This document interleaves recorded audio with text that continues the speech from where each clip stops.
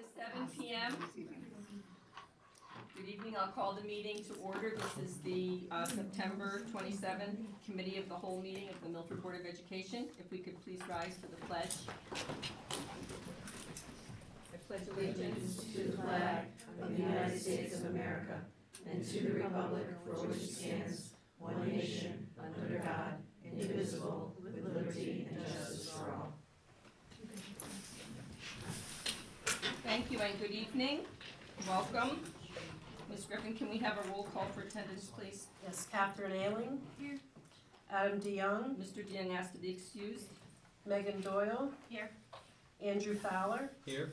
Tracy Irby. Here. Emily McDonough Souza. Here. Una Petrosky. Here. Betsy Ratner. Here. Cindy Wolf Boynton. Here. Susan Glennon. Here. 9 members present. Thank you. Dr. Kutaya, item 3 on the agenda. Thank you, Ms. Glennon, and thank you, board members. I am so grateful to be able to introduce you to one of our newest administrators, albeit he probably feels like he's been on the job for years instead of just months. Mr. Genova is here with us, Jim. He is the new assistant principal at East Shore Middle School. So glad that we were able to bring Mr. Genova back, actually. And I don't want anyone to do the mathematics, please, but he actually is a graduate of Foreign High School, class of 1999. Nice. So welcome back, Jim. He has been an educator in Wallingford Public Schools prior to coming to Milford Public Schools as a professional, not as a student, for 18 years in Wallingford. His career began as an English teacher at Lyman Hall High School. He did that for 12 years, and in 2016, he took on the role of department head at Lyman Hall before moving on into the role of English instructional leader, taking the lead in the development of the English departments of both Lyman Hall and Sheehan High School. So you see commonality, there aren't many school districts with 2 high schools. So it's great that Jim had experience doing English language arts work with 2 high schools. Jim is also a graduate of Quinnipiac University, receiving his bachelor's and his master's and his 6th year and his 092, all from Quinnipiac. Well, I still love that. Yeah, he owes his life to Quinnipiac. But I hope that you will see that he has an incredible track record of loyalty and commitment to the organization with whom he works. He also actually is, are you still working at Quinnipiac or did a little bit of adjunct work there? Did for a few years. Did for a few years. And now he's a busy administrator, so there's no time for that. And I think what keeps him most busy is that he's a family man, has a wife and 2 young daughters, right, in elementary school and middle school? Middle schooler and one on the way to middle school. So I'm happy to introduce to you board and the public, Mr. Genova. Welcome.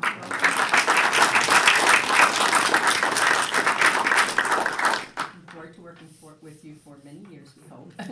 Likewise. So Jim, we'll say to you like we say to the children, we know you have a lot of homework to do. You don't have to stay for the remainder of the board meeting, so that's okay, board members. Yes, that's fine. Thank you for the Thank warm you for welcome. joining It's a us. pleasure to be here. And thank you, Ms. Carlson, for supporting. Thank you for Appreciate it. coming out. Good seeing you. Okay, we move on to item 4 of the agenda. We have a first reading of a revision to our GP12, our governance process for board operations. Board members, this proposed revision brings our board meeting processes as they relate to virtual meetings in line with state statute and the 21st century that we live in today. I mean, during the pandemic, executive orders allowed us to conduct our meetings virtually, and I think we demonstrated that we can do that effectively and transparently. And it makes sense to bring our processes up to date so that we can continue to use a virtual meeting where we feel it's appropriate. There are a few revisions, just to go over, there are a few revisions that are outside of that area, simply because in looking this over, it's been a while since we looked at this policy. On page 2 of the GP, you'll see a strikeout on the Board of Education bulletin board outside the Board of Education meeting room. So Ms. Griffin had indicated that that's not something that she's done in a long time, since she first came to Milford Public Schools. The city clerk does post agendas for all public meetings outside her office. And then also striking in each school in a place readily available. To my knowledge, so I've been a parent and a PTA leader from the early 90s until 2010, that has never been done in my knowledge. So I think it seems, it's kind of futile to have that in the GP. We do have, with the internet now, everything's posted online, so everything is readily available online. And then in the third paragraph there, you'll see a strikeout of 72 hours, replacing that with 24. This relates to a rescheduled meeting, and the 72 hours, I think, kind of relates to the clause that we have to have our materials 72 hours in advance of a meeting. But in an instance where we have a rescheduled meeting, we would already have our materials. So having 72 hours there would prevent us from rescheduling a meeting for, say, the next night or 2 nights later. So it seems like it's restrictive to have that be 72 hours, and I would suggest it be changed to 24 hours. And then going on to page 3, the rest of the revisions have to do with the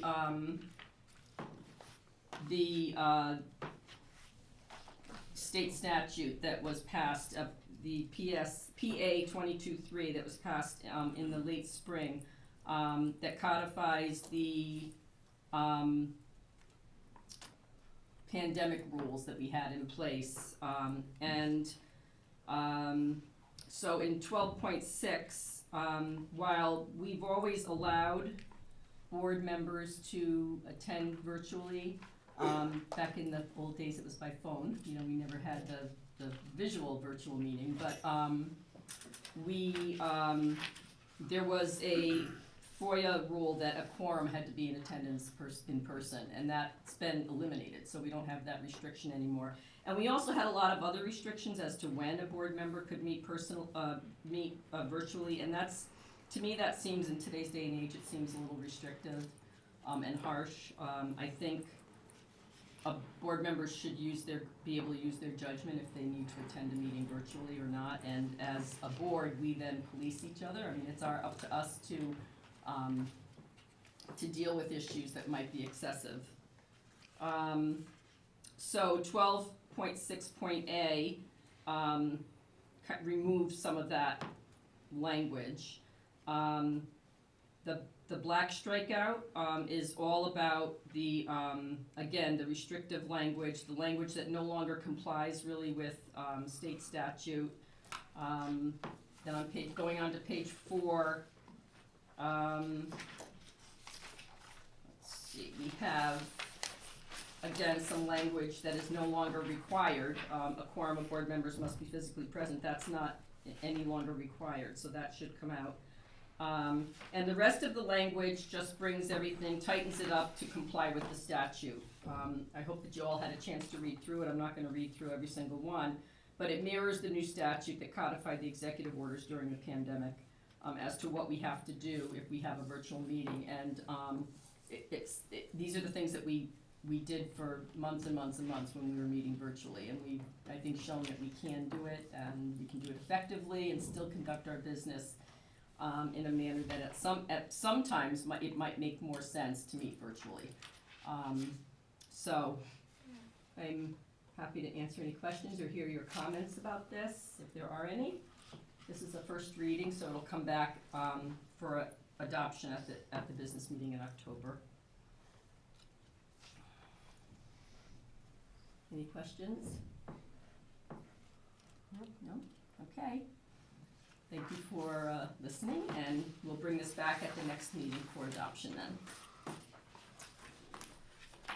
We go on to item 5, goes back to Dr. Kutaya. Thank you, Ms. Clennon, and we have, as we typically do, an annual report on our student achievement results, and I'm grateful that Dr. Fettigan and many of our instructional supervisors are with us this evening to help you bring some understanding around the numbers this year. So to Dr. Finnegan. Okay, thank you, Dr. Pataya. Good evening, everyone. Just to remind everybody, in the first row, we have Lisa Swanson. She's our instructional supervisor for STEM. Behind her, I'm going to do it by department, is Dr. Nobley, her counterpart, the elementary pre-K 5. Next to Mrs. Swanson is Mr. Smith, our instructional supervisor for student development and wellness, and behind him is his 612 counterpart, Christiane Gillespie. And between Dr. Gillespie and Dr. Nobley is Sarah Harris, our instructional supervisor for humanities. We have a few instructional supervisors who are students themselves tonight and excused for their studies, but we've obviously all collaborate as a team.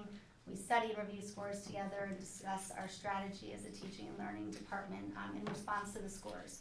So we'll be happy as a team if there are any questions to answer after my comments tonight. So as Dr. Kataya indicated, this is an annual report to share our student achievement data. And just as a reminder for the board, these are the test scores we'll talk specifically about for which standardized assessments, but that our students took last year, right, in the 21-22 school year. And we have an opportunity annually to review these scores. As a reminder to everybody, the scores are not distributed to the public until after the students have already moved on to the next grade level. Right, so just to bring some context to, the students take these assessments in the spring, the scores come out very late summer, and then typically families and students have access to the scores in the fall. Actually, we're just about to send those out to students and families next week. So we always like to bring our review of the scores in the greater context. This will not surprise you, thank you so much. Will not surprise you, this was the news flash after the state announced that the scores would be released after they had been embargoed. They let all school districts know in the news flash that our scores in the state of Connecticut throughout are still lagging behind pre-pandemic levels. So what they're showing is the scores across all subgroups, inclusive of students who receive special education services, our ML learners, and those without identified needs, are still performing at scores lower than the pre-pandemic levels. The good news is for us, and you'll see in some of our slides that I'll show in just a moment, we've remained about steady from where we were. There wasn't a continued decline really in any area from our first year in the pandemic. But this is an important message. We always do like to look at keeping our standardized assessment scores in the context of the greater picture of our work in Milford Public Schools. Right, so we recognize that these scores help us do some things, but they certainly have some limitations. So what do we really use the scores for? Again, because they're such lagging indicators, we get the scores so late.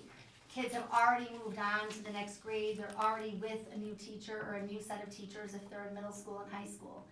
These scores help us as a school system really think about our big picture systemic work. So we'll help to point to areas of our curriculum maybe that we need to be paying attention to, revising or rewriting.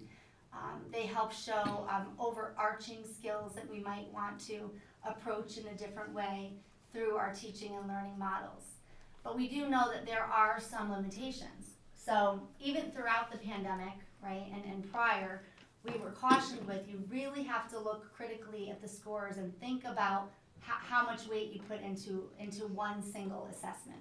That you really have to be thinking about what are other measures, what are the other pieces of information that you could use to really evaluate student achievement and performance, school and school system achievement and performance. We also know that tests are imprecise, right? They're really a snapshot, a moment in time for our learners. And you know, I think all of us can agree that we'd like to make sure that we're all, within our performance, within our work, we're all evaluated more than just a number on one singular day of performance. So we certainly want to extend that to our young people as well. There could be some imprecision, right, with the standardized test scores. So it's, again, important to think about, as has been our practice in Milford Public Schools, to really put these tests in the context of the greater picture of our work. These tests provide just partial evidence about what our students are doing in a given moment in time. We've also been focusing in Milford Public Schools for quite some time now on really these priority areas. And through these areas, we're going to continue to explore leading indicators, right, that will predict student outcomes. And those are namely the high-quality curriculum that we're drafting and writing, our district model for high-quality instruction, how we implement curriculum, how we bring student learning experiences to all of our students in our 14 sites, how we think about leveraging relationships in our work, and how we're really driving toward the vision of the learner. So we can recognize that we have to, Milford Public Schools will never be a system, I'm sure Dr. Nataya agrees with what I'm about to say, that teaches to a test. We understand there is a much bigger picture of our work that we are required to bring to the learners in every classroom every day in Milford Public Schools. That we're really driving toward our vision of the learner, competencies around scholarship, personal development, citizenship, and creativity and innovation. We know that any finite knowledge or skill that might be presented on a test could be transitory, right? So we're going to talk a little bit later on in this presentation about how we're really thinking about what dispositions our kids need to be successful for college and career as they move through Milford Public Schools and onto their next steps when they leave us. So for returning board members, this is going to be a review for anybody new and anybody watching at home. This might be new information, but just a quick reminder about what is SBA. SBA is the Smarter Balanced Assessment that our students take in the spring. It's implemented in person. Obviously during the pandemic there was a time where we had our students that were engaging as remote learners. Even when we came back this past year, every student took an online computer adaptive test. There's no longer pencil, fill in the bubble. Everybody is taking an online computer adaptive test. And what that means is every student, as they're taking the test, the test is responsive to his or her responses. Students have an achievement score of level 1 through 4, 4 being the highest score a student can have. And it's offered in English language arts and mathematics. So really our humanities, English language arts, STEM, mathematics. And individual score reports, again, are distributed about a week from now. Students in 11th grade take the SAT, and that's the same but expanded version that you all may remember from your younger years. This is a College Board entrance exam. Our students actually, some students take the SAT more than one opportunity, as you may know, but we have an official SAT school day. And that's when we have an opportunity throughout the state of Connecticut to offer the standardized assessment to our 11th graders. This has traditionally been a paper and pencil test. Our students take this in English language arts and mathematics. Same kind of achievement levels 1 through 4, and it's grounded in literacy through the content areas. So on to looking at our scores. So again, the Smarter Balanced Assessment is offered to students elementary and middle school beginning in grade 3. What you'll notice here is that we did not administer the assessment in 2020, as we all know, because of the COVID-19 pandemic.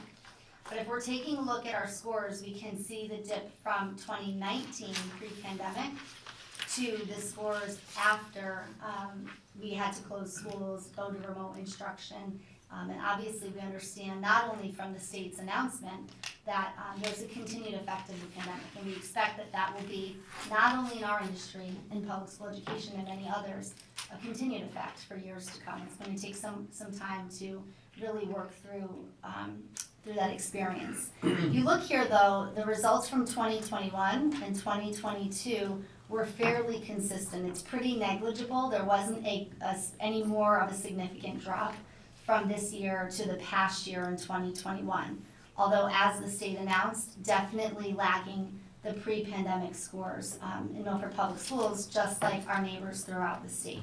If we think about the middle school, there's less of a drop from the pre-pandemic, but fairly consistent in our performance all the way across. Not really any statistical difference there in grades 6, 7, and 8 for students who are performing at or above goal. Grade 11, this is again where we'll see not a significant difference in the 2021 to this past year's scores, but still a slight drop from 18-19 pre-pandemic scores. And again, the scores that are shared with you tonight are really high-level scores. They're inclusive of every learner in Milford Public Schools that takes the standardized assessment. Our ML population, our students who receive special education services, all students unless they're taking an alternate exam. So this really is a good indicator of just general performance for our students on just this one assessment.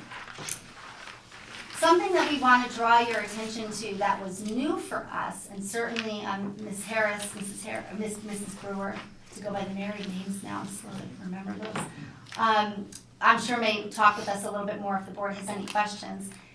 This was new for us this past year. So remember, we have afforded our students the opportunity to earn a Connecticut Seal of Biliteracy. So for the first time ever this past spring, we had a very large number of students that were able to pass the exam or the requirements and criteria to earn the Seal of Biliteracy. So for our students who speak Spanish, they could do so because, for example, we offer AP course in Spanish.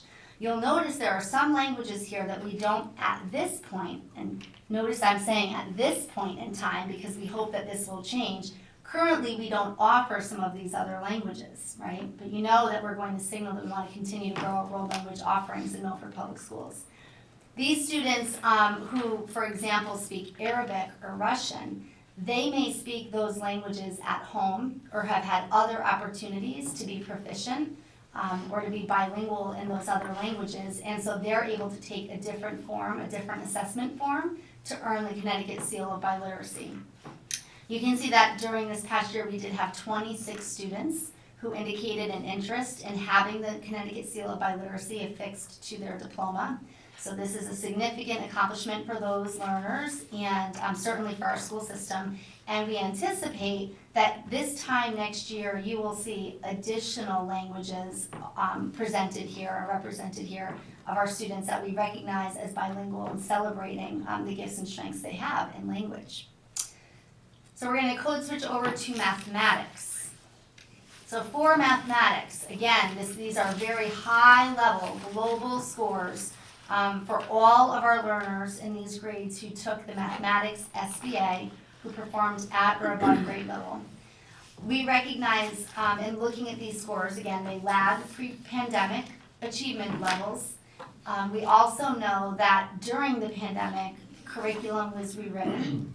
And Dr. Tatai and I were speaking earlier today about just in general, when we think about change over time and improvement science, you may be aware that you study something, you research, you implement, and it takes some time to see the growth or the effect of that implementation or change. So, while we can see again a dip from pre-pandemic, we also know that sometimes when you implement something new, there could even be something like an implementation dip. Takes a little bit of time to recover when you're trying something new. We're supporting our staff with significant professional learning, and we do anticipate with a very strong standards-aligned curriculum to see increases in these scores through the professional learning that we're going to be offering in the year ahead. If you look at our middle school scores, once again, our middle school scores, we've been piloting, as you know, new curriculum this year. I know that Mrs. Swanson may want to be talking with you about that if you have any questions at the end of this sharing.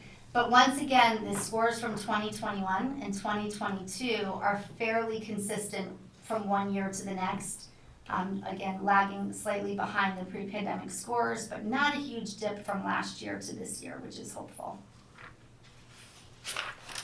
And again, our students at the SAT, taking SAT for math in grade 11, were actually fairly consistent to our pre-pandemic scores there, and see that there is some room for improvement.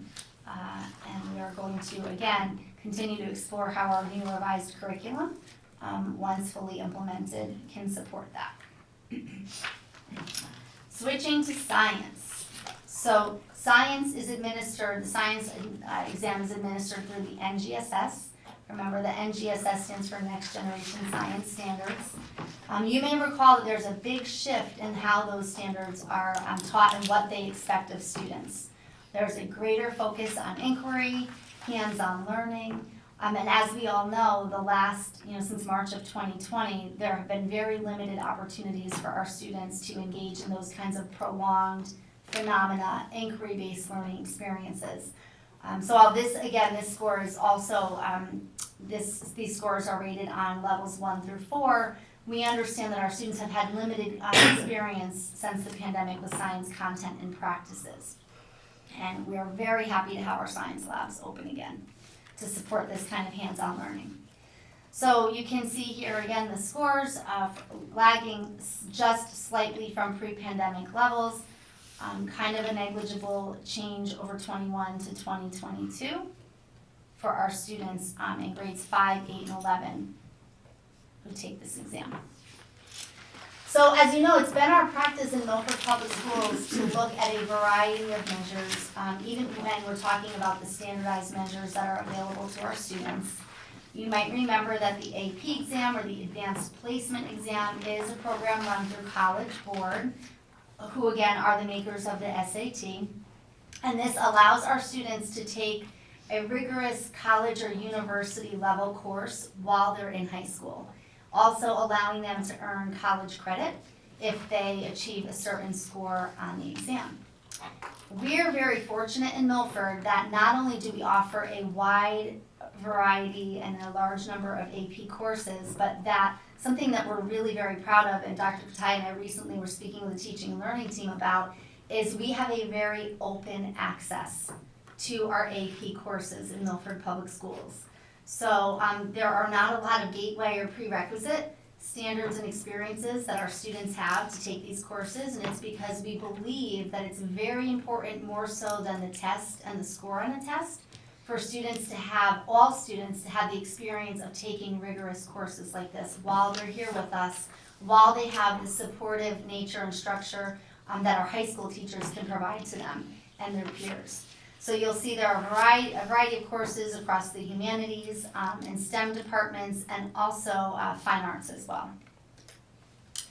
So why, again, you may have heard, why is it important for our students, our learners, to score a 3 or higher on these exams? And that's quite simply because that is a cost savings to the student's family for when they enter college and university. So if students score a 3 or higher on any AP examination, with the exception of UConn, they're able to have credit for those courses when they get to the college level or university level. So on this slide, we can see the percent of our students scoring a 3 or higher across the exams. And again, that's all exams taken across all of those subject areas. Our students in Milford Public Schools have access to AP exams really throughout their 10th, 11th, and 12th grade years in Milford Public Schools. And you can see here, looking at the data that's represented on this slide, that we're again fairly close to our pre-pandemic level, with the exception we were really right, I guess, around the time when the pandemic hit, really on an upswing there, and going to strive to continue to reach those high scores, while also maintaining that continued open access. In addition to AP, we're very grateful that in Milford Public Schools we offer a variety of ECE, or early college experiences, through UConn. You can see here there are STEM and humanities courses offered. And in particular, we'd like to draw your attention to the very last listed. It's If You Love It, Teach It. And so that is a course that for the very first time is being offered.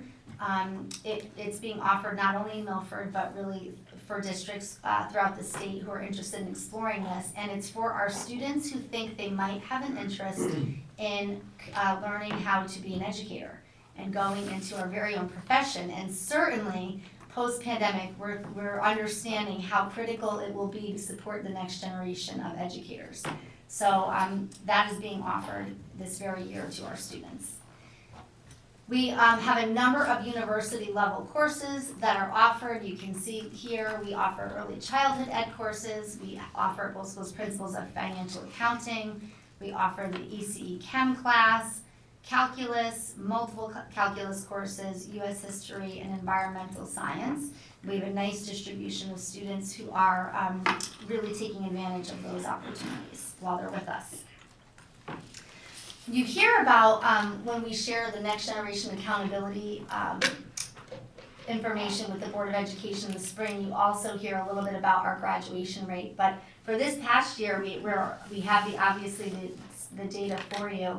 We had, out of our 12th grade students enrolled in Milford Public Schools, 99.75% of them graduate, inclusive of 5 of our students who received certificates of completion but are continuing on with us for their programming through the age of 22, who receive special education services. So they're on with us and having very meaningful experiences here with us in Milford Public Schools and within our community.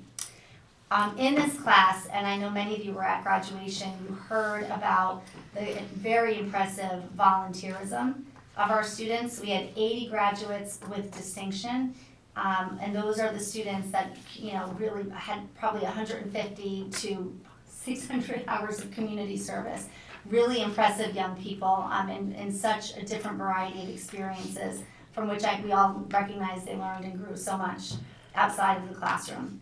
We had 166 students graduate with honors.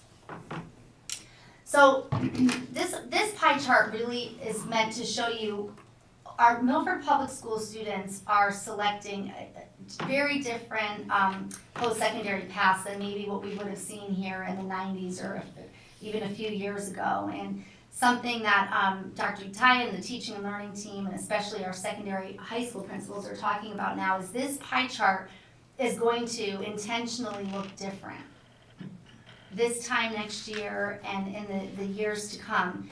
It used to be that we would only measure the success of a school system by the number or percent of students going on to a 4-year college immediately.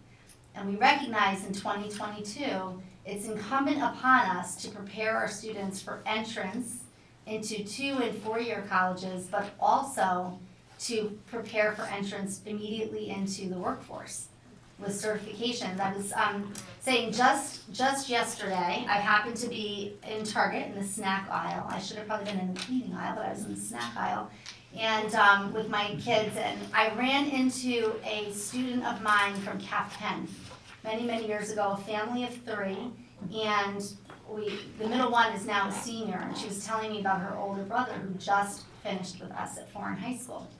And she said that he actually has selected to go immediately into his career. And he's waiting on the fire department test and has just become an EMT. So it reminds me, right, that we have students, many students, who know what they want to do when they're with us, especially in grades probably 9 through 12. I think some of them know even sooner. And it really is incumbent upon us to open those pathways to our learners and to provide the experiences where, whether it's in public service or through manufacturing, engineering, all of these other experiences and pathways for our kids that they should be able to just sample, especially when we're thinking about grades 6 through 12. Another very important reason for us to continue to explore, expand, and enhance the pathways that we have. We will, of course, though, keep our eye on those students who are looking to enter into 4-year colleges. I know, again, from graduation, from other communications that we've shared, the very impressive listing of colleges and universities that our Milford Public Schools students have been accepted to and enrolled in. Many of our students accepted into these top-tier colleges and universities, many of our students into multiple in the same application year, same individual students. So you can see there's a wide variety of students that are going to, again, top-tier, Ivy League, very impressive colleges and universities. And so we want to make sure that we're preparing these pathways for all of our learners. Dr. Pettigrew, can we maybe take a break and entertain questions on the first part of the Sure. before we get into That's okay with me. the next section? Do we have questions on the actual achievement data? Ms. Ratner? Thank you, Ms. Lynn. I'd like to see if you could expand a little more on this early college experiences at UConn in regards to the courses that are offered, and especially the teaching. I'd just like to know a little bit more about that. Sure. Would one of our instructional supervisors like to share some information on that course? Sarah? Sure, I'd be happy to. Thank you. So this is the first year the tourist course is being taught across the state of Connecticut, and we're really excited to be able to offer it to our students here in Milford. It's an interdisciplinary course, so it can be taught by any teacher, which I think is part of the value of that course, is that our kids can see different pathways even within the pathway of education. And it is an experience-based course, so our students throughout the year learn about sort of the basics of teaching and history of teaching and education, but they also will have opportunities to visit schools within our district at different levels. So just a few weeks from now, our small group of students who are taking that course will travel to one of the elementary schools, have an opportunity to meet teachers there and see classrooms in action, and then also have an opportunity to travel to a middle school as well. Can I expound and ask one more? Could they actually get the experience of teaching and trying the lesson themselves? Absolutely. So part of what they will do as the course continues on is they'll actually start developing a lesson plan and have an opportunity to do a little bit of teaching and have that experience themselves to figure out if that's a path they want to take when they graduate. Super. Thank you. Other questions? Ms. Doyle? I have a few questions, but I will start with what Ms. Ratner just asked about. So are the ECE classes, they are not the same as AP classes? Because it used to be merged of AP and UConn classes where it's same in classes. The word merge is not appropriately used though. They occur in the same space, but they're not merged. Well, it took one class, that's what I mean. I took AP, UConn, English, and got. If UConn was in the room, they would take offense to the word merge, but. But they were just saying that. So could students realistically take in their sophomore year of high school, say AP Environmental, and then the next year take ECE Environmental Science, or are they almost entirely the same classes, they just happen to have different distinctions?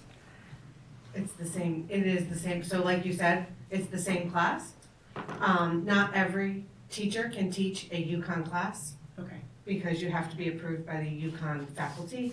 And there are more gatekeeping, I'm Much assuming, more. to get into the UConn classes. Right, where we can, do professional learning to help, support our AP teachers without having to have formal transcripts that, constitute their qualifications to teach at a UConn course. It's different. Okay. And Ms. Doyle, that's an interesting question, like, can they? So sometimes, things become a force of schedule too, right? And we have a finite start and end to the day, and our students are trying to fit so much in. And this is why, when we think about the number of sections that we can offer, why it's really important to think not only of, when we're talking about FTE and budgets right around the corner, right?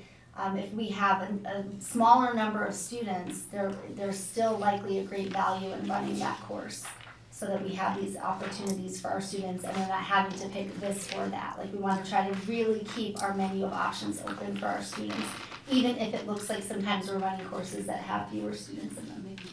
Yeah, and they can be dually enrolled, right? Right. Mm-hmm. Oh, so they can be dually enrolled? Yeah. They can. They could take ECE and AP at the same time. So by that means they take the AP exam and they take. And they take the qualifications for the UConn course as well, so they're taking their midterm, their final, their assessments, yes. As long as the teacher is ECE approved. Okay, all right, that was the clarification of what I was missing. And then going back and looking at some of these numbers on the SBA in here, so in the 2022 numbers, I wanna make sure I have the ages and right. So in the 5th grade in 2022, or rather the 3rd grade, they were in 2nd grade and 1st grade in 2020.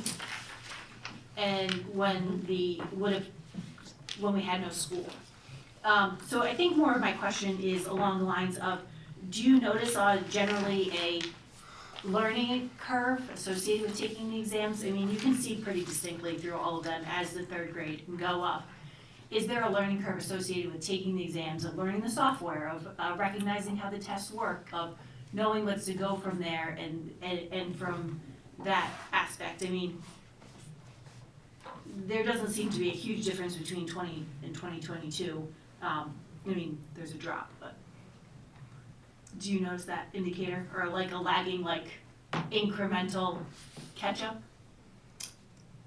I think that we would notice, that there might be some, it's so hard because the last few years when the test went online to the online platform, we had only a short amount of time until the pandemic and new curriculum, so it's hard to know what factor might be attributing to that. It would be intriguing though, Ms. Doyle, to see if that is still the case with third graders since we've been on Chromebooks for a couple of years. Yeah, now. So prior to going to one-to-one here in Milford, I would probably agree with your statement.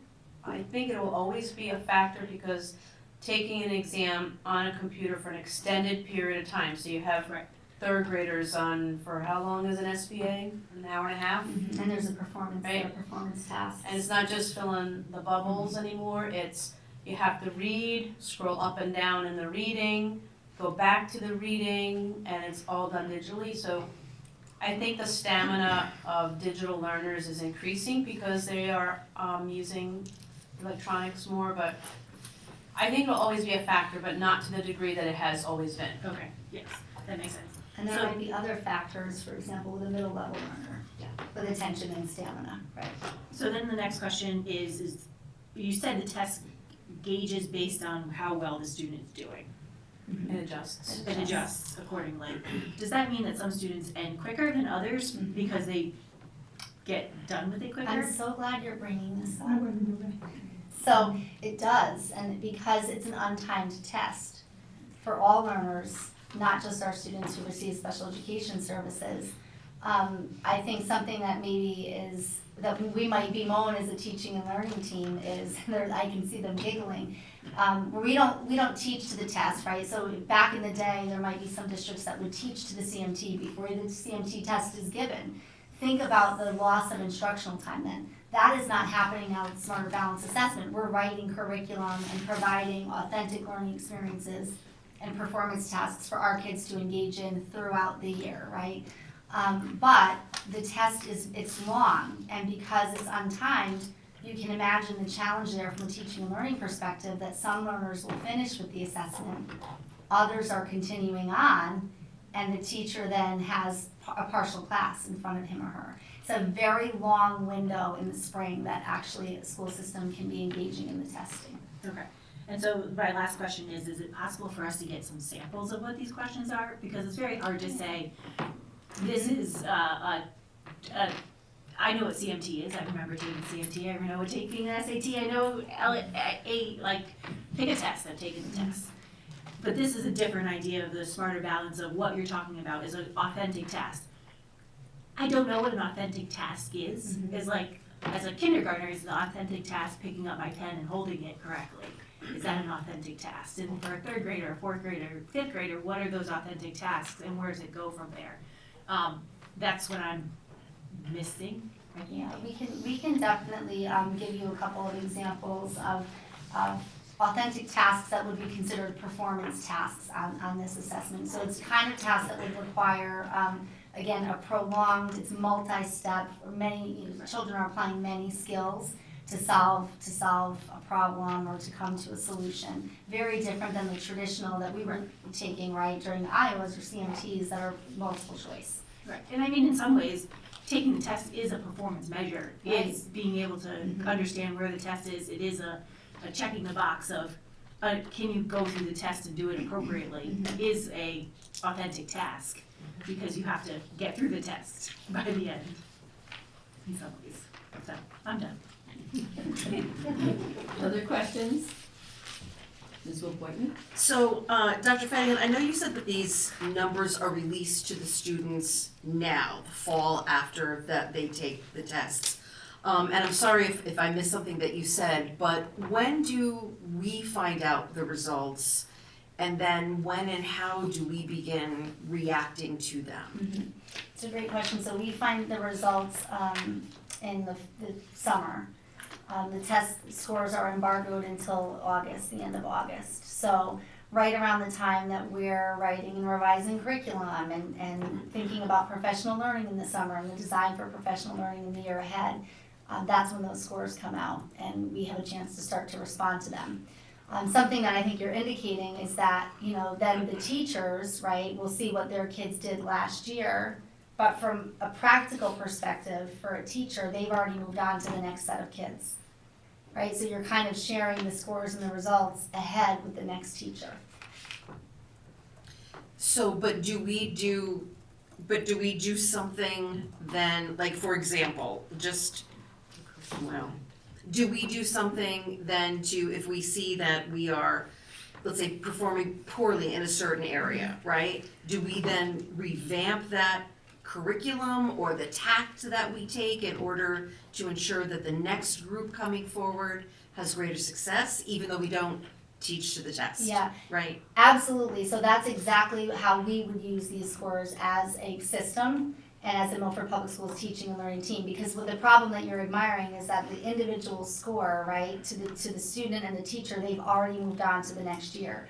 So these scores for us as a system are most useful in thinking about our curriculum, where might be something that we need, where might be a place that we need to make an adjustment within a grade level or within a department area or within, addressing the standards a certain way or within the tasks, learning tasks that we offer to our students. That's the work that the team begins to engage in when the scores are released in the summer into the fall. So I'm just curious, without getting too deep into the details, but I'm just curious, so in the language arts and literacy and in mathematics, I'm just wondering, is there an example of something that we tweaked or changed since last time to where we are now, moving forward? So I think if we weren't on the heels of 2 years of a pandemic, we could be more specific, but I know that just Dr. Fettigan and I today were talking about elementary mathematics has been nearly completely revamped in the last 2 years despite the pandemic. So we've taken all the units of study in elementary math and realigned them with the standards based on analysis of standards and test scores. So we went in and rewrote not just curriculum, but also what we hand to teachers around units of study, materials, lessons, ideas on activities. So I don't know if Dr. Noble, you have a very specific answer, but when it comes to elementary math, as you see, we needed to do something. We needed a reboot. So we went at it as a 3-5 reboot for 1 year, and now this year you moved to K2, and now we're rebooting K2. Is there a specific unit that comes to mind, Dr. Noble, that you guys said, oh yeah, we need to really look at that based on what kids are doing? So there's a variety of sources that go into it, but one kind of, I guess, easier example to say is, so there's in the curriculum before we revamped this, some input from teachers and coaches in the area of grade 3. There was some grade 2, there was some question about how well we were covering certain standards with multi-digit addition and subtraction. So in the revamped unit, that is actually, will be part of what grade 2 will get this year, was kind of completely redone and made sure that we use that input to respond and create those experiences that we think will lead to those students being more successful with that. Okay, thank you. Other questions? Ms. Zerbe? I had a question on the teacher's impact on some of the scores. So I think I was looking at the high school, SAT, it doesn't really matter which one it is, but, so when there's a decline, especially in the pandemic years, and we know that as well as being home and away from school, we had a lot of teacher turnover. So I think with the NGS I was looking at, it's like specifically like the science teachers or something like that, if there was a larger turnover in science teachers, that would have affected some of the grades or results. We actually, I think in Milford Public Schools have had quite a good retention rate with our teachers, so I don't think that we've seen the effect of teacher turnover with student performance. So mainly what the student is doing is essentially based on their efforts and what they're getting through curriculum. I don't know that we've done a deep dive analysis on the elementary level as to the movement of teachers and the impact on performance. That I can't speak with 100% certainty there. I feel like our science departments have been pretty consistent. If I could The piggyback exception on of- that. couple. So I don't know that we've done a deep dive on teacher to student analysis and turnover. So I don't know that Dr. Finnegan and I can really answer that question unless we do the analysis. I noticed this too, that the NGSS, there was, especially in the grade 11, there's a big jump in 2021 from 2019, and then a relatively big decline in 2022. And it occurred to me it might have something to do with the hands-on nature of the science curriculum now, and that's hard to do in a pandemic when you're virtual. It's hard to get your hands, you're not getting your hands on stuff versus the way math and language arts is taught. I don't know, but that's one thing that I thought of in that. Because I noticed, I thought that was interesting that there was, you know, a really big increase between 2019 and 2021, and then a pretty big drop between 21 and 22. So we have multiple years of students who, due to social distancing rules, really weren't getting authentic lab experiences, right? So I suspect that that's a byproduct of that, yeah. More likely a factor. More like. Other questions you had? I have one other, just for clarification on the biliteracy. You said there were 2 forms that the students were able to take. Do you have to have, on the second bullet, demonstrated high proficiency in English in both those forms to take the biliteracy test? So there are 2, in order to earn the seal of biliteracy, you have to complete all English language arts requirements through the Milford Public Schools, and that's part 1. And then part 2 is related to being biliterate or bilingual in at least one other language. So students are then offered by the state of Connecticut a wide variety of ways to demonstrate that proficiency. As Dr. Finnegan mentioned, some of our students took the AP Spanish exam and earned the seal of biliteracy through demonstration of proficiency on the AP exam. But we also have the opportunity to find exams in any language a student wants to take, including and up to an opportunity for example, Indigenous languages, providing an opportunity for an oral proficiency exam by a member of the community. So really it is a very broad, intentionally broad demonstration opportunity. Thank you. Other questions? Ms. McDonough Souza? Thank you. I have a couple questions. With regard to the SAT, so my understanding was that the trend was that a lot more colleges and universities aren't requiring the SAT. Is that accurate? It is. So have we seen the number of students taking the SAT go down? So that's a great question. Because it's still required for our students in grade 11 to take the SAT on the Connecticut SAT school day, kind of like it's required for our students in grades 3 through 8 to take the SBA. Our students are still taking it. I would say, again, we haven't done a deep dive into this analysis, and we wouldn't necessarily know how many of our students are, taking the SAT how many times.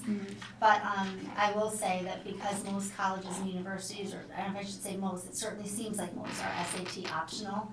Many students are choosing to not share their scores with higher ed institutions, and I think are recognizing that their potential of attending a college or university isn't only on that one data point.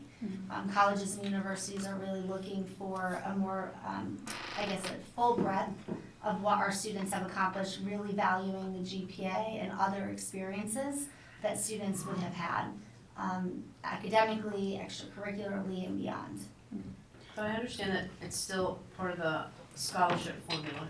Right. So it's not, I don't think colleges, universities have completely rolled out and other formulas that are part of entering into college, so. And I'm wondering if that would bring scores down if, a student is going into the test day being like, oh, well, the colleges I want to go to, I know they don't require it, so I don't really care and I'm not taking it as seriously, but just, That could be. I could see that.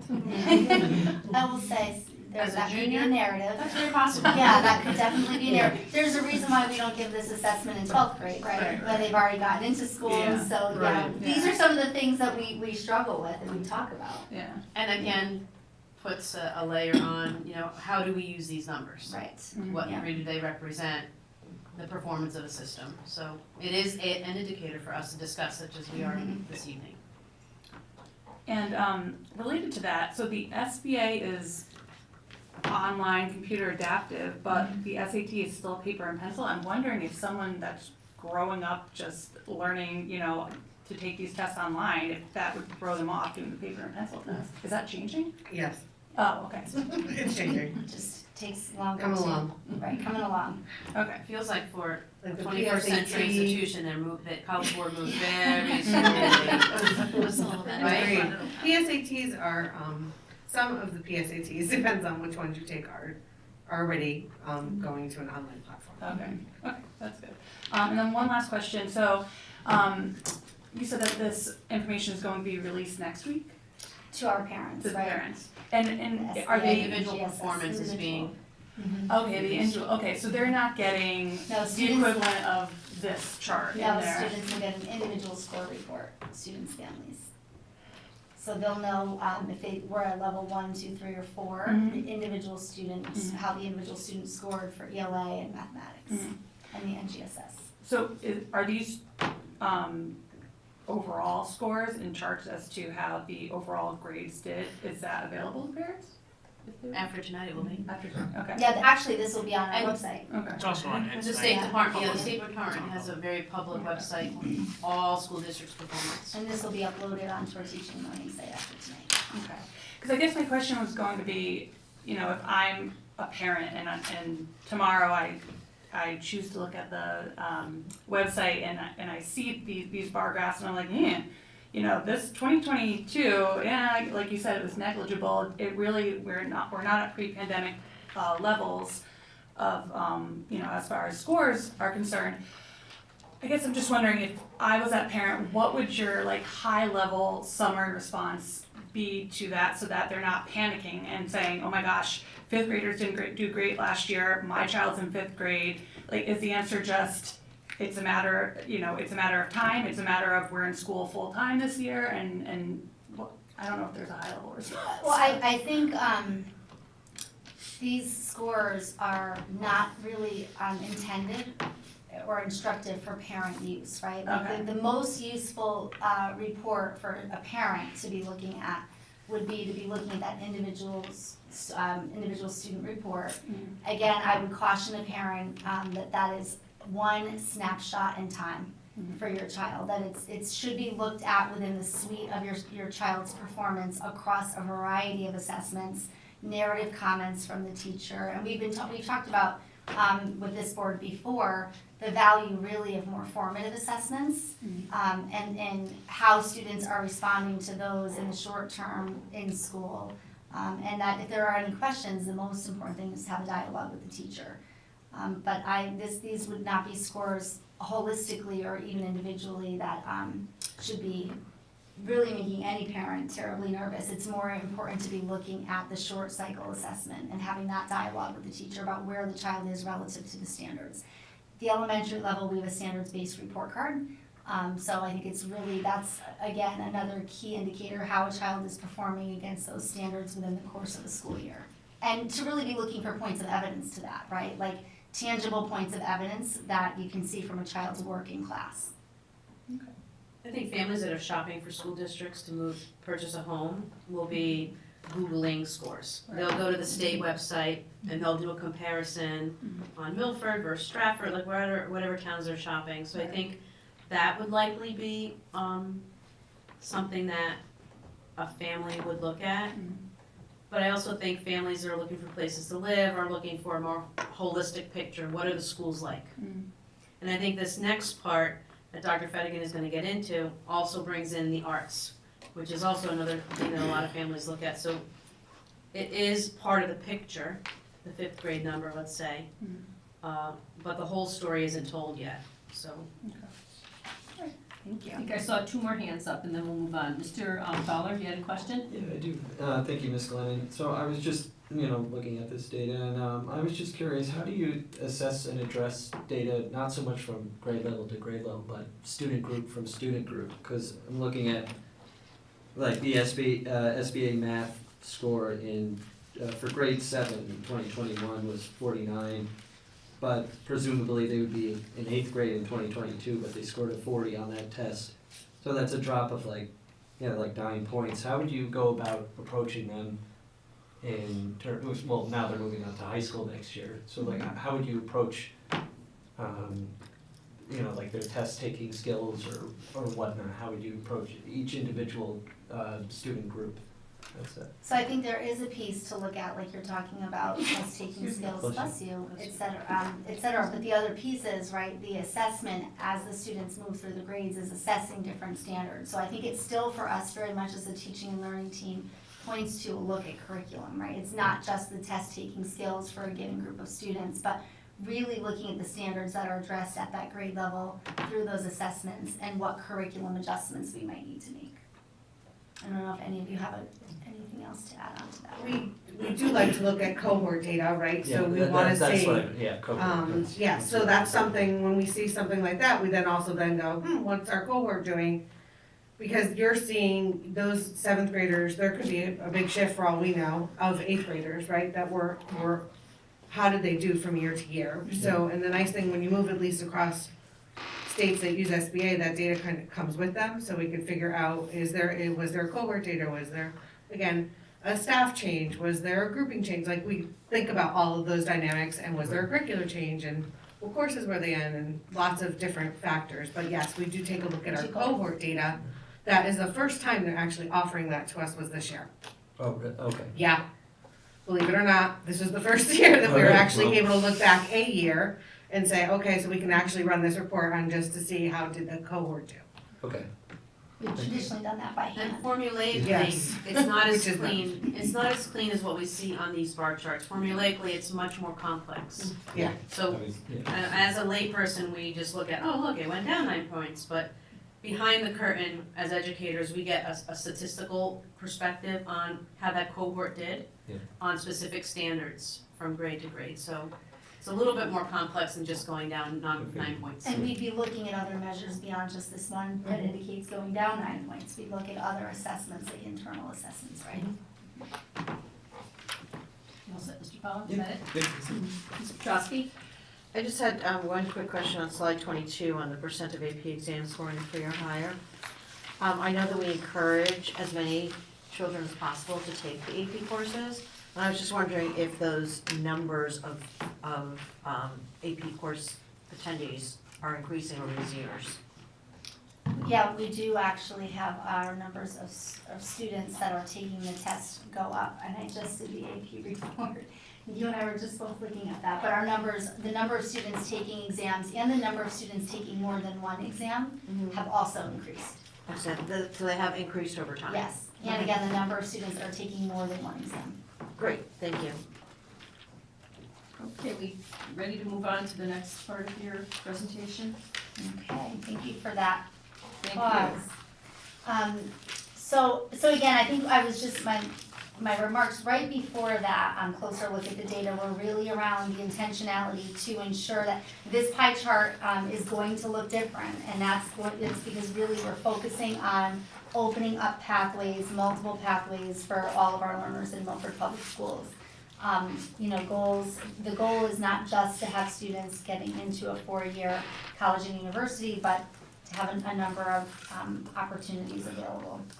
So here, we're gonna switch over to fine and performing arts. And there is a lot of good news to share here, and I agree with Dr. Kutaya when parents and families are thinking about the quality of the school system and the experiences that young people could and should have beyond STEM and humanities, thinking about the environment that we provide for our young learners to be creative, recognizing themselves as musicians and artists. We had this year, our middle school regionals, 12 students enter for band, 2 for orchestra, and you see the numbers for our kids who stay on into the high school. We had 9 band students and 18 respectively for band and choir that attended regionals, and we had a number of our students earn all state honors. I have a friend who is in another school system who could not believe that we actually had 2 students. She was saying in her school system, her student was the first ever to actually reach for their school district the recognition of a national scholar for the NAFME organization.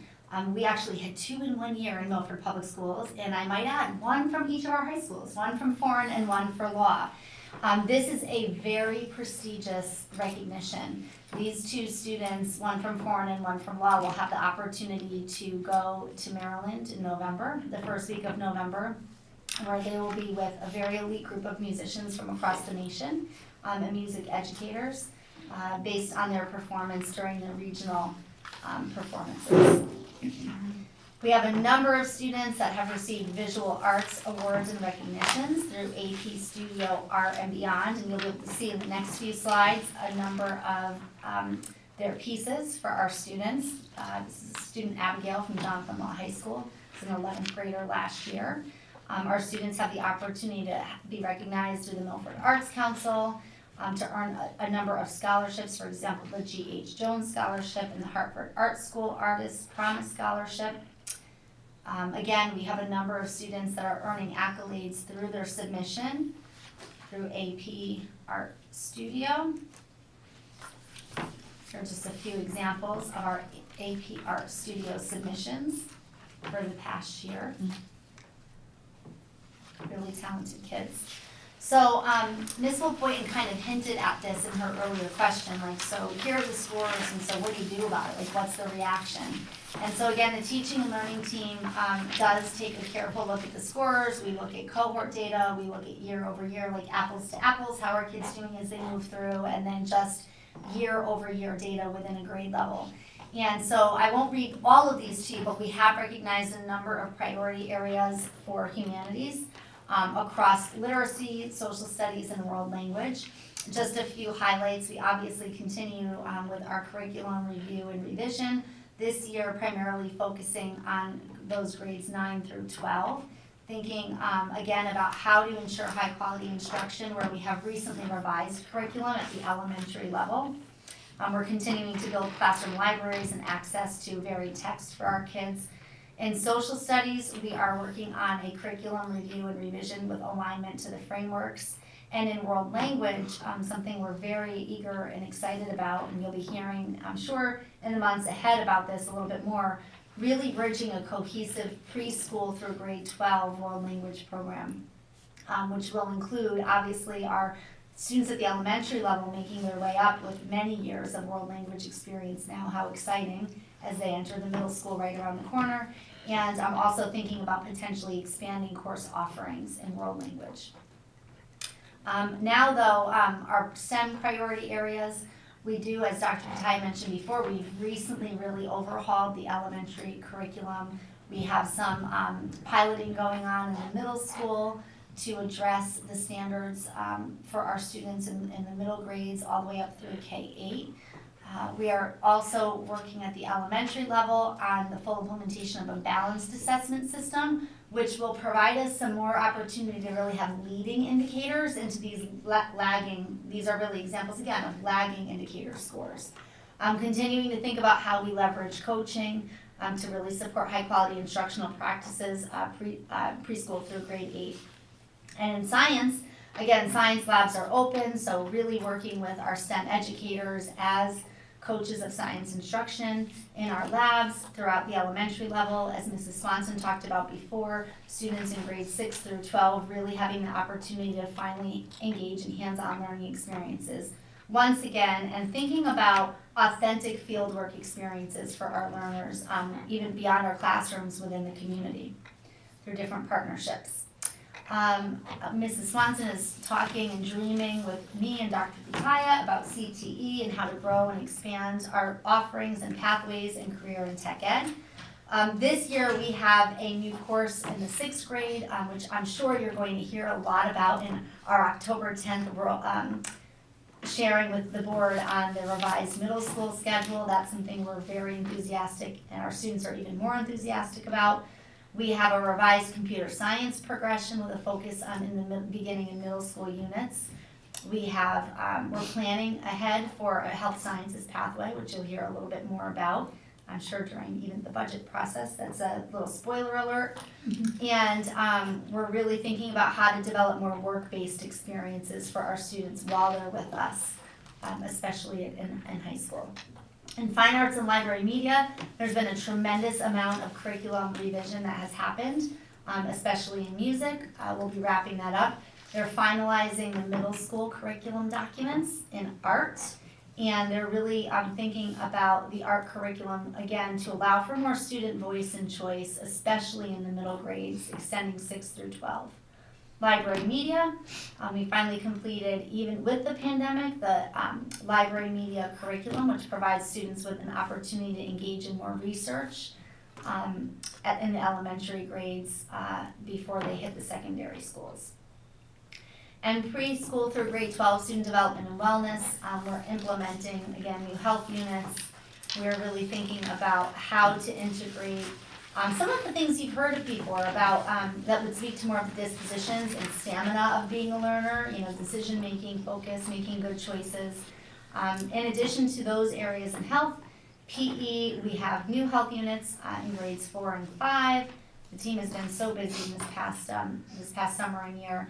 The elementary PE curriculum is under review, as well as the secondary. And just last board meeting, you heard about some of the work in SEL. Again, it's been our practice as a school system, especially in the last 4 years, to be really thinking about the varied Milford measures. Some of those are standard measures that we talked about tonight through these standardized assessments. Others are less standard measures, but are certainly points of achievement and points of celebration and improvement for our school system, like the pathways, fine arts, the seal of biliteracy. One of the things that we're interested in is that we continue to think about Milford measures beyond the standardized test score, right? And thinking about the context of an assessment score, putting that kind of in its place in the bigger picture of our work, is again thinking more about other leading indicators. How can we hear from our students? So prior to looking at the lagging indicators, we understand a little bit more about what their learning experiences are like. So Dr. Patai and I are talking with the teaching and learning team around, for example, how we might use surveys and focus group opportunities to hear from our learners about their experiences while they're with us in Milford Public Schools, leading into some of these outputs. So it's important for us to ask kids questions, right? Like, if you face a problem when you're working toward an important goal, or you're stumped with something, how well can you keep working? I can't remember, one board member tonight asked about the stamina, right? When a student is in a performance task and it's not just an A, B, C, and D forced choice response. We want to know how kids are experiencing curriculum. So for example, how curious are you to learn more about the things that you're learning about in school, right? Because that will speak to engagement in learning, and that's a leading indicator into some of these and other lagging indicators that we look at. We also, and I mentioned this before, are really thinking about, as we think about the vision of the learner, we understand, again, I had some earlier comments about this, that knowledge and skills are maybe more transitory, right? Like, knowledge changes as technology develops, as we learn new things. We do know that college and career is focusing not only on the finite knowledge that our students have, but moreover on the dispositions that they'll bring to their study after grade 12 or their engagement within a workforce. So we're also thinking about, beyond these measures and these standardized test scores, what are the specific knowledge, skills, and moreover dispositions that a Milford Public School student should be practicing and fostering, so that not only they can demonstrate vision of the learner, but so that they're ready for that next step of college and career when they finish with us in Milford Public Schools.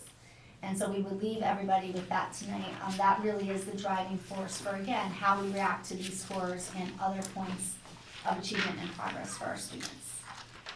And if there are any other questions about the second half of the presentation, we'd be happy to take those. Final questions, board members? Yes, Ms. Zerby? Quick question on the survey for the students. How, is there there's currently an annual survey? There is. How many questions on that survey? I would hesitate to give you an exact off the top of my head. That is something we can look. I'm looking at Mr. Smith. I want to say it's in the 20s. Yeah, I can't tell you off the top of my head, I'd have to look it up. Yeah, it's intended to be a brief survey though. I think maybe that's one of the questions. Yeah, it's a brief survey. We're working on something different though, as related to these questions here. It's very much aligned with our vision of the learner and frameworks for relationships. We piloted something last spring, we weren't happy with how it didn't really work for us, so we're gonna try a different one on this year. Action research. Ms. Doyle? Just one question. We're talking about work-based experiences, so I'm assuming for the older students in the high schools of things like that, what is the best way for the board to support moving the students into that, especially connecting it to post-college plans that are not necessarily 2 and 4 year? So I think as we move forward, we want to take a look at some systems and structures that have been just historically deeply rooted.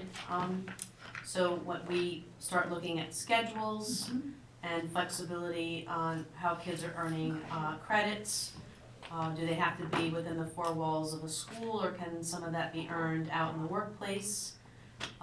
So possibly it may go into the land of policy. We don't know that yet. And certainly an understanding that, as Dr. Fedigan already said, and I say this out loud because I know there are a lot of people that talk about as enrollment goes down, then so should budgets and number of teachers. But as we start to specialize in some of these areas, we want to meet the needs of all kiddos, right? So it's not just about putting 29 kids into an AP US history class and maximizing the FTE. We may be offering specialized experiences for 5 or 6 kids, and we're going to run that course, even though monetarily it may not make sense. So just an understanding that educating this way may be different when we're looking at budget. So and you caught my eye on ear, maybe not eye, is based on learning and curriculum of, not curriculum, probably not right, of graduation, credits earned within the classroom. Is that statutorily state statute that they have to be? Seat time. And then certain time needs to be in the classroom, and then our policy is what says all credits need to be earned at the school right now? Is that what you're saying? No, I'm not saying that exactly. I'm saying as we bring you some proposals, it may require some different thinking. Creative thinking out of the box. Yeah. But statutorily, you're allowed to create programs that allow students to leave the campus and earn credit. I think so. Okay. Yeah, that's an exception. We are all Stay tuned on that answer. Stay tuned on that idea. You can see that we're committed to getting very creative with the teaching and learning We team send about kids how we do Housatonic this. to earn credit. Right.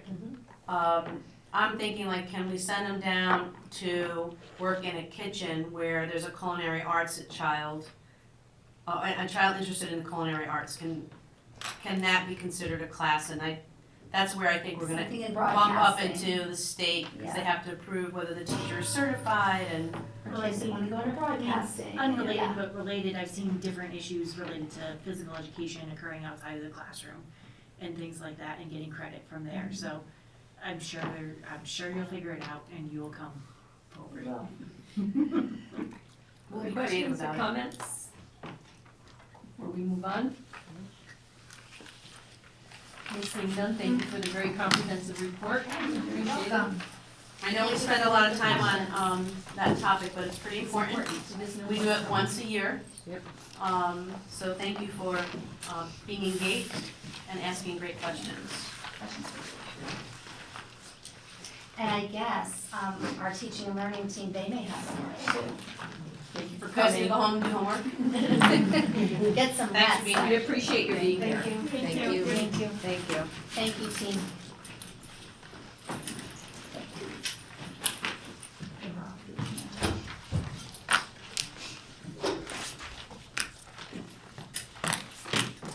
Next item. If I move on? Yes. Great. So we bring before you, as we do this time of year, a consideration to first read our budget priorities and assumptions. And I'm going to start with priorities, go over them, take questions, and then Mr. Riccitelli will share our assumptions to our best guess at this point of year. So it's September, we just opened our school doors, and we're trying to forecast what will happen a year from now in the economy and what our priorities will be. So, I'll bring your attention to the priorities, please. As always, we are anchored in 3 key pieces of our work, that is high quality instruction, the vision of learner, and the relationships framework. We don't ever move away from that. That grounds us as a school system. First and foremost, our priorities, curriculum, instruction, and assessment. So you'll see there in the first bullet that we try to consider all instructional programming in the core, and just it moves beyond the 4 core. It includes a focus on the arts, social emotional, world language, etc. And you will see that we will continue to engage in our curriculum revision work, the expansion of high quality instructional practices. We look forward to expanding and diversifying world language offerings in the future. We are right around the corner from having all of our elementary young people engaging in a world language experience. So that must result in a change in what we're doing in 612. So the system, the children themselves will cause us to make some kind of change. So we're hoping, obviously, spoiler alert, that we roll that up to 5th grade next year. And that just gives us then another likely 15 to 18 months to plan what's happening in 612. We want to take a look at what we're offering during the summer. I have already suggested that there's possibility that we'll be looking at schedules. We've already taken on the middle school schedule. It's likely that we'll move into elementary next. So there's a possibility we'll see some of that work in 23-24. We continue to be committed to getting the latest and greatest technological tools and integrating them in our instructional practices. And we want to continue to consider career paths, strengthen the ones we have, and add additional ones, and as Dr. Fedigan has already signaled.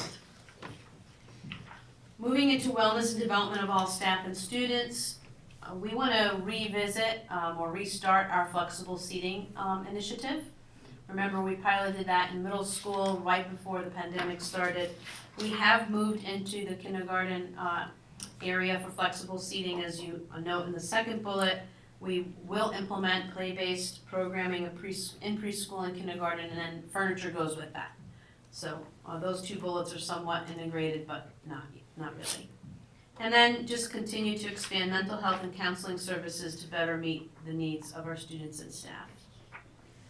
A priority moving forward will also be to provide our staff members with the best professional learning experiences. And sometimes that means going out of district, and sometimes that means staying in your own classroom and utilizing the teacher leaders, instructional coaches, curriculum leaders that we have. So we want to make sure that we maximize PL structures and support high quality instruction throughout the system. Something that we will receive a full presentation on in November is the development and implementation of a new HR department. So in 23-24, we hope to unveil a new approach to talent management, really understanding the continuum of services for the staff members, about 1,300 people that we employ here in Milford Public Schools. So that, if you recall, if you were on the board at the time, way back, you guys suffer from pre-pandemic brain a little bit? Like, when did we do that? When was that? We did have this conversation. There was a nice visual with the circle, and it showed the continuum of services for HR.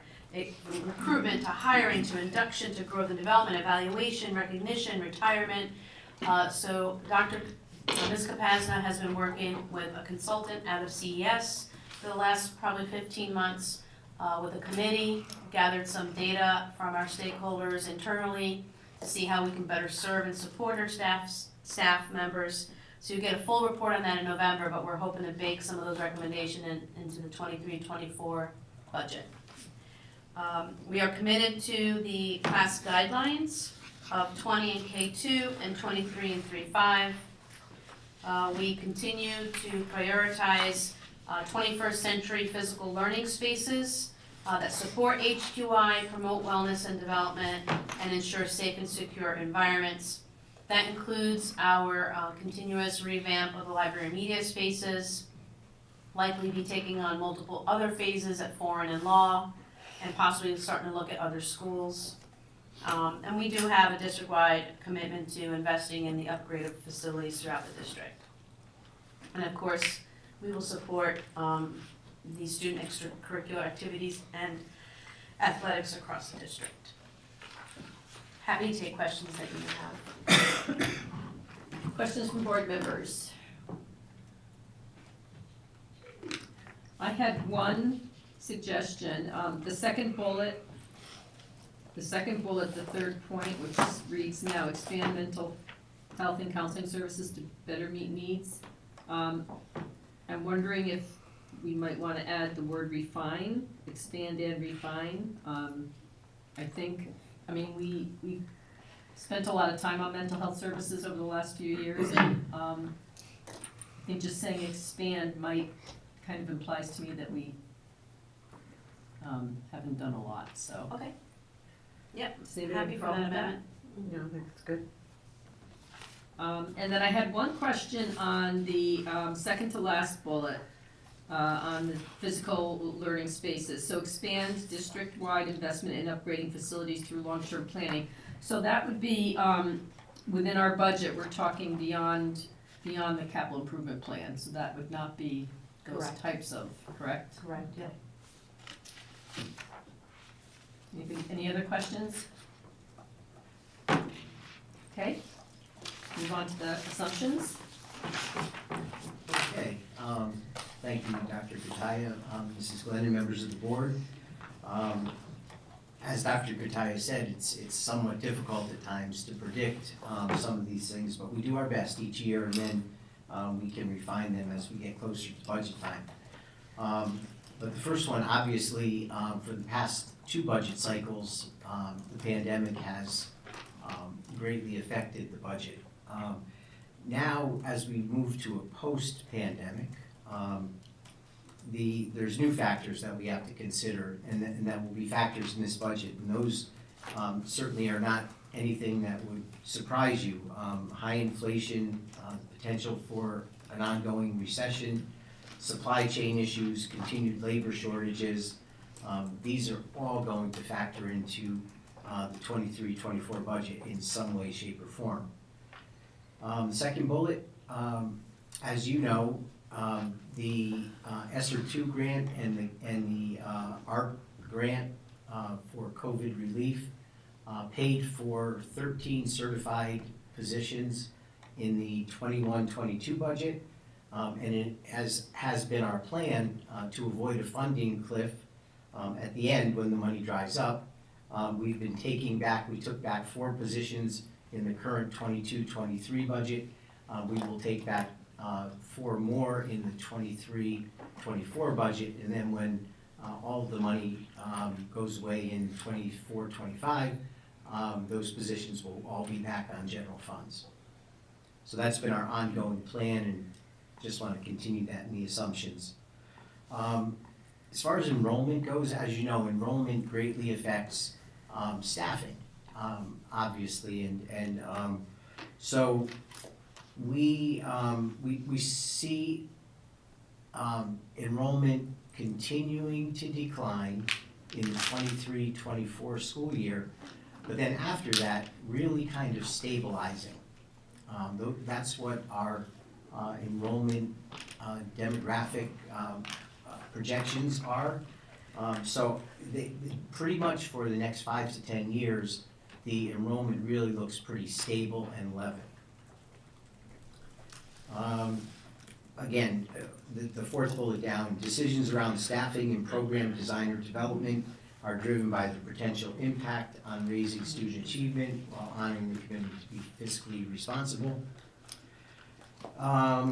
Wages, the biggest part of our budget, and post-pandemic and in the climate that we're in, the economic climate that we're in, we are expecting that our negotiated settlements with our unions and with our non-union employees will be slightly higher than they've been traditionally over the past 5+ years. So we think that they'll be somewhere in the range of about 2.5% to 3.5%. And of course, the state minimum wage goes up again next year in June to $15 an hour. So all of our hourly employees, we need to keep pace with that state increase in minimum wage. For the next bullet, I'll ask Mr. Brown to just touch on special education and where we think those costs are going to be. So one of the things with the largest driver of the special education budget is the cost of students with significant needs that we can't educate in the district. So it's a bit unpredictable. Some of that depends on who moves into the district over the course of a year. And then also what we have been seeing is that we are seeing more students who are struggling with significant emotional and behavioral needs, and that we don't have the capacity to meet their needs here in the district.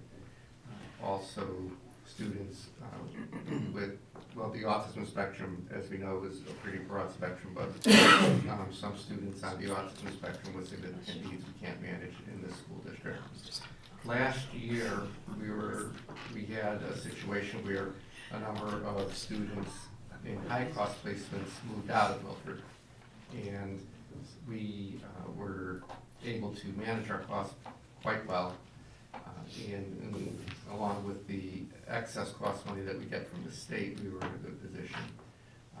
This year, we have, over the summer, and since our budget was approved for the 22-23 year, we have had a significant number of students move into the district who came to us already in an out-of-district placement. So we see that to be a continuing trend.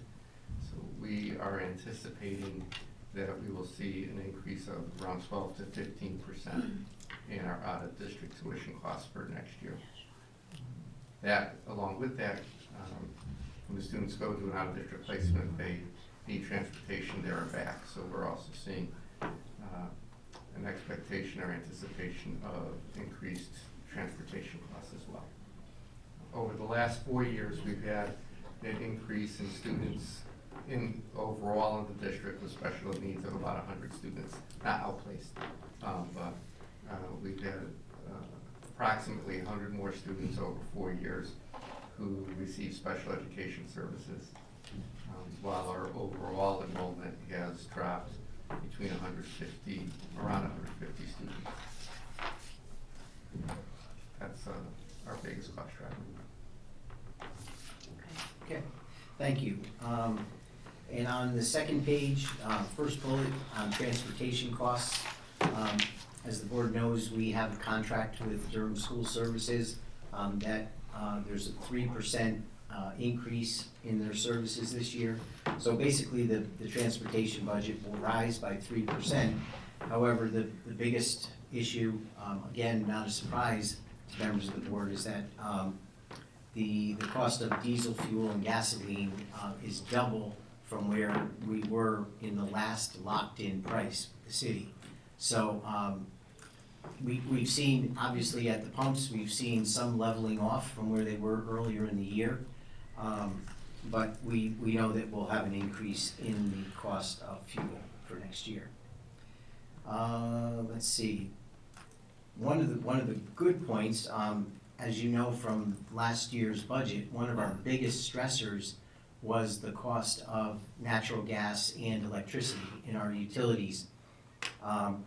What compounded things last year was it was the last year, or in November, was the last year of our locked-in price that we had for natural gas. We could not lock in at that point because the prices were going so high. But we waited until March when it was better, and strategically we locked in. So now we are good. I won't say the prices are still higher than we were paying in the past, but they are far lower than where we were paying in from November to March. So we at least we're locked in and we're stable through the 2024 fiscal year. So we see a moderate increase in utilities of about 3 to 5% over this year's budget. But overall, that's good news from where we were at this time last year. And for safety and security, obviously, it's the district's greatest priority is to enhance our safety and security measures, and that will be including, but not necessarily limited to, our participation in the SRO program. The school security is on everybody's minds, and the news that that continues to play out impacts that, and so we're looking at several different options, of course, with our partners in the Norfolk Police Department. So more to come on that one, but we certainly, our participation in the SRO program is pretty much a given. And then we'll see where we go from there. And of course, always efforts to find efficiencies within the budget will continue to be sought. So I'm happy to answer any questions that you have. Questions, Ms. Doyle? I don't really know if you have the answer to this question, or sort of, but in terms of the transportation and the contract with Durham, I know that there are a lot of federal grants going around for transitioning to electric buses. And is that part of contract negotiations with Durham, or moving in that direction in the future to lower our costs for transportation? And there might be some question of, are the electric buses significantly more expensive compared to the cost of a traditional bus with fuel, like the cost? We're gonna actually have a Perfect presentation on that next Okay. month. So Yeah, it's not really- at the October Committee of the Whole, we traditionally do our transportation report. And this year, because we knew it was on the board's mind, we invited the person who's in charge of Durham's electric initiatives. So he'll be here that night. I did see that before. And I'm sure he'll be able to answer lots of questions that you have. Thank you. Sure. Our contract with Durham goes through the 24-25 year, so we're not currently in negotiations, but certainly it's going to be something that we're gonna not only deal with, but something that we wanna work with Durham on in the future. So theoretically, this could be the last budget. Are we in the right year? Yes. No, One more year after that. Two more years. Never mind. One more. Forgot the years. Yeah. Pandemic brain. Any others? I have one. So on the second to last bullet on safety and security, I think it would be important to include, as has been done in the past, our commitment to the 50% cost share Sure. for the SROs. So I would recommend, if it's pleases the board, to have like 2 sentences there. The district will continue to review and enhance our safety and security measures. Our 50% share of the cost of SROs will continue.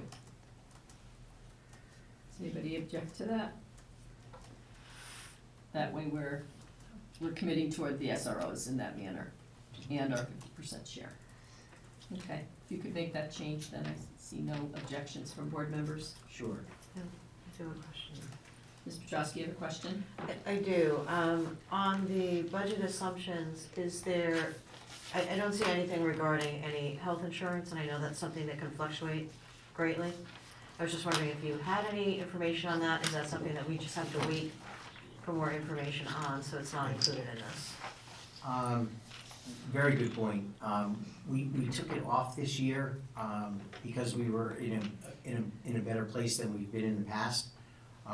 However, I think we probably need to put one back in there, and so we will consider that and bring it back to you for the second reading. We got information between the time you got this and tonight, that is causing us to wonder if we should add something. So we'll just, if you don't mind, take privilege in taking some time to think about that and propose a language change in the next packet, if Great. appropriate. Is it Yeah. okay? Thanks. Very good point. We just need a little bit more time to work.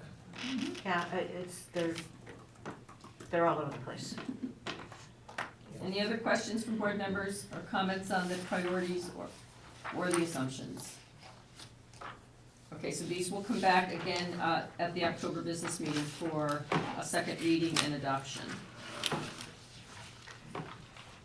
Okay, lastly, we have a couple of policies. Yes, ma'am, I think we have some, I hate to say this, maybe easy peasy policies, but they regret saying that out loud, right? So I'll take you to policy 1110.1, which is a policy rewrite. As you notice, it's all in red.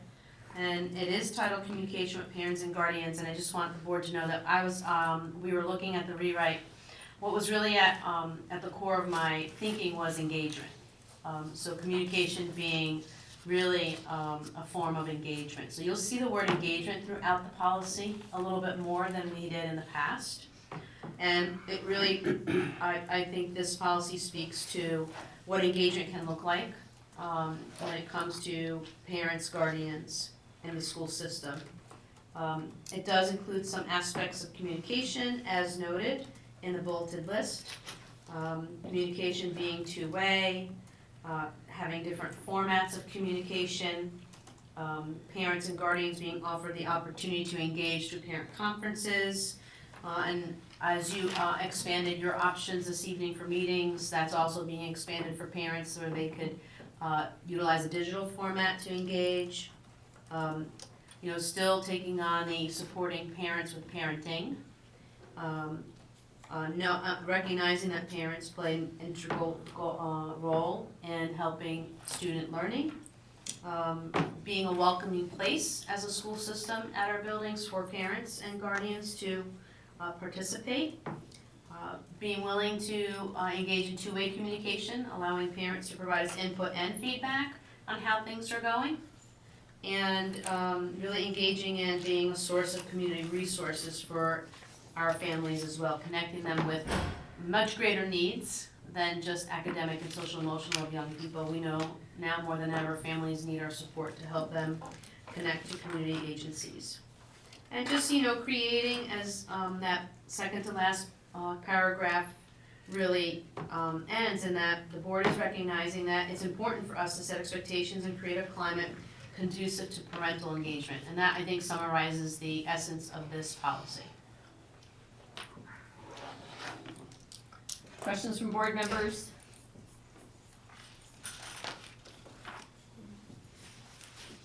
Sorry, I do have a question. Yes, Ms. Doyle. Maybe this is just me being, work as knowledgeable partners, and that's knowledgeable partners becomes what you're trying to put forward and how you communicate with each other.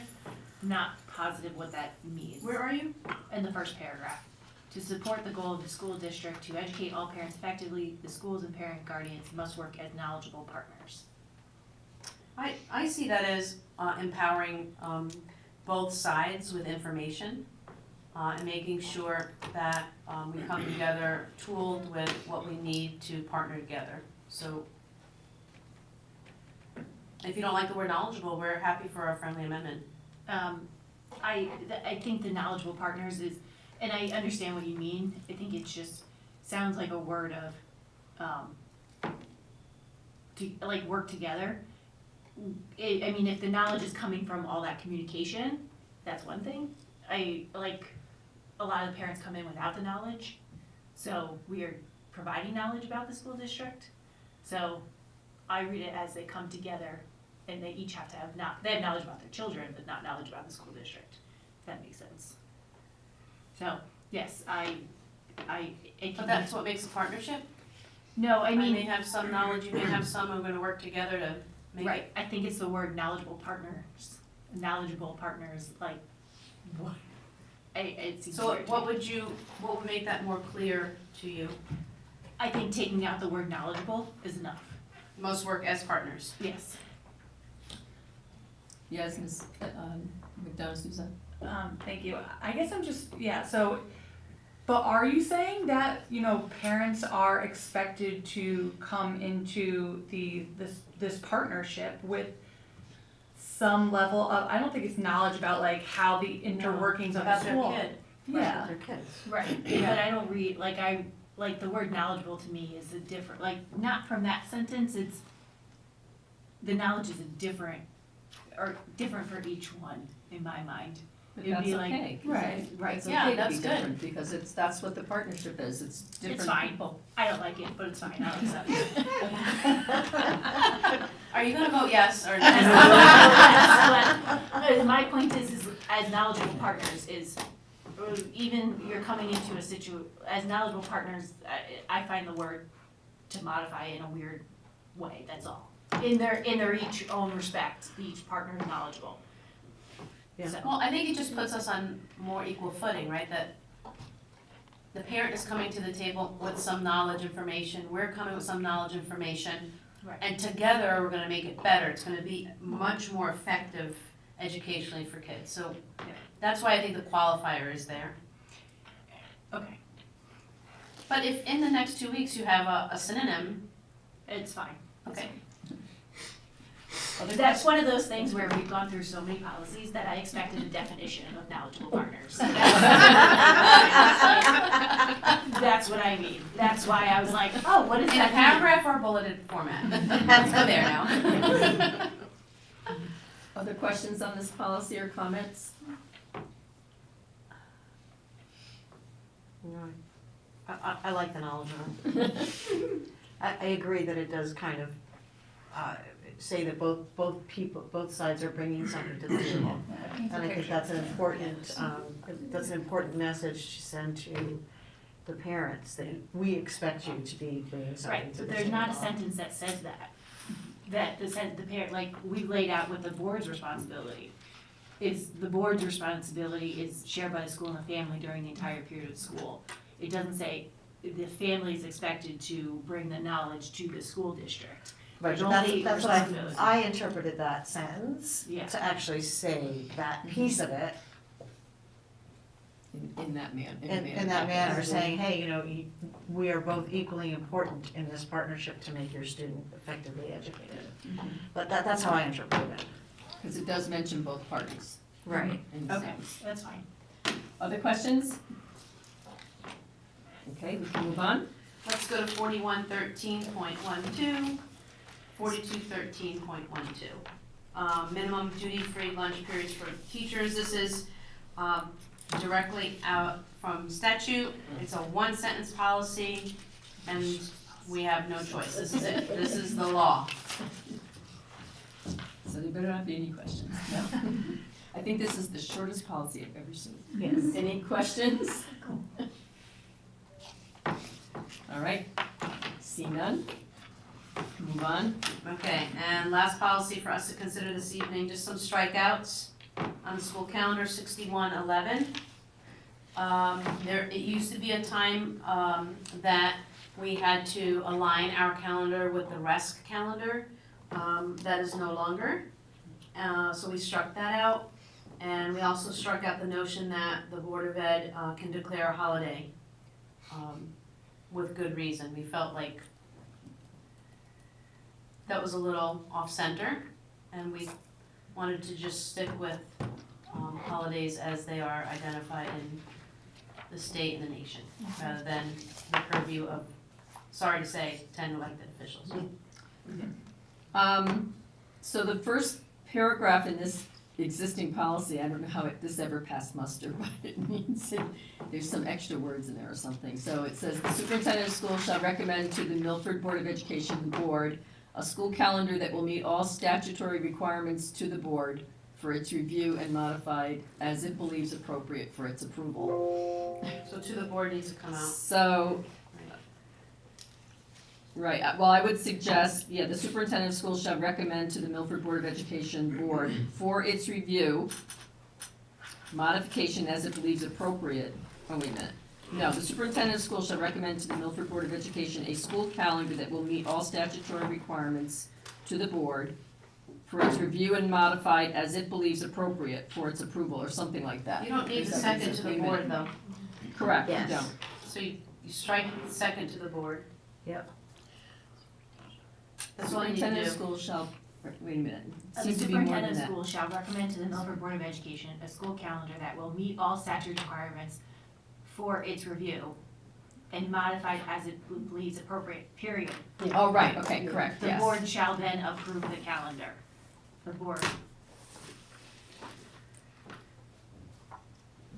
The superintendent of schools shall recommend to the Milford Board of Education a school calendar that will meet all statutory requirements for its review And modification. and modified as it believes appropriate, period.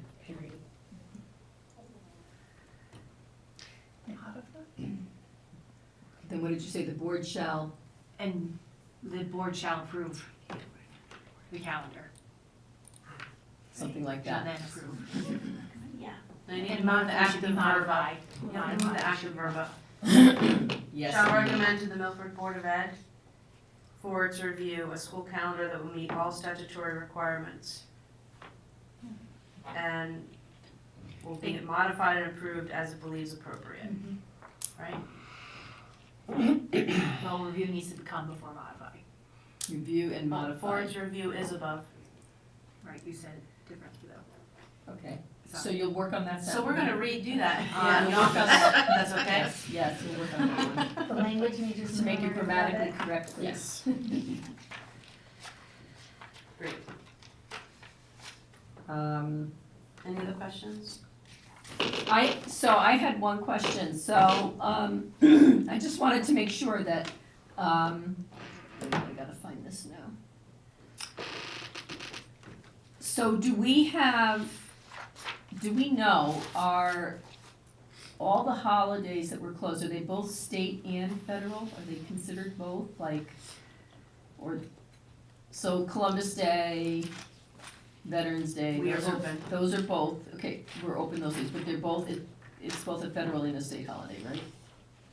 Because, I mean, I ask because it only mentions state holidays. The calendar recommended may include the operation of schools on state holidays.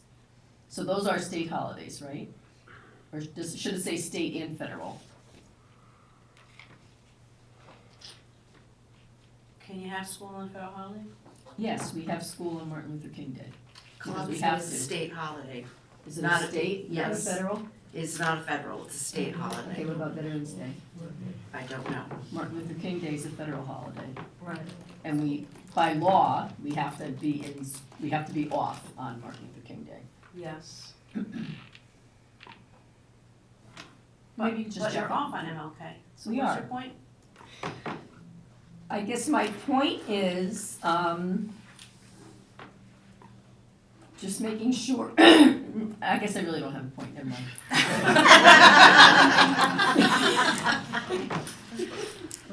Just making sure that we're covering. Only. I don't think Potential, anything is, so- so the question is, can the Holiday. board have school on a federal holiday, is what you're Yes. asking? Yes, and we can, Yes, you can, because Veterans Day is a federal right, holiday. okay. Did you double check that? Yeah. Unless it's, I know that there is a state statute that says that we have to be off from school on those holidays that occur in December and January. So the question is, do we So- need state and federal? So those are the only months, December, that we're constrained. Okay, I answered my own question. Those are the only months we're constrained, December and January. That's where, Is and it that the says that state- in the policies, It's yeah. a- Right, it does, and it's a state statute, okay, never mind, From the statute. right, never mind. It's the language Ms. right Petrosky? Yes, after that in-depth discussion, I just have Maybe I one should have minor kept my mouth thing. shut. Where did we miss a comma, please? The last paragraph, it just says the Board of Education, can we strike of Oh. education? Yes. Okay.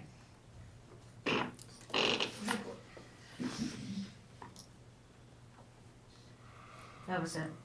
Any other questions? Okay, That's all I have for policy, Ms. Brennan. thank you. I see no members of the public here, so I will dispense with the public comment statement. Ms. Cunningham, can I introduce the Yes, I was person just that gonna is in the say, you public? might want to introduce this. Yeah. So there is a person from the public, but But do you want to make public comment? I I knew that, so.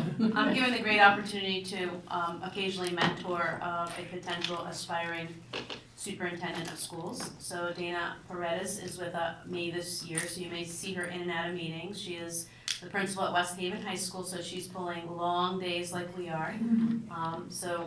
Dana's in the Sacred Heart 093 program, so you'll see her in and out of meetings with us. Welcome, Dana. Welcome. I'll entertain a motion to adjourn. Motion to adjourn. Second. Any objections to adjourning at 8:54? Seeing none, we are adjourned. Thank you all, we'll see you in 2 weeks.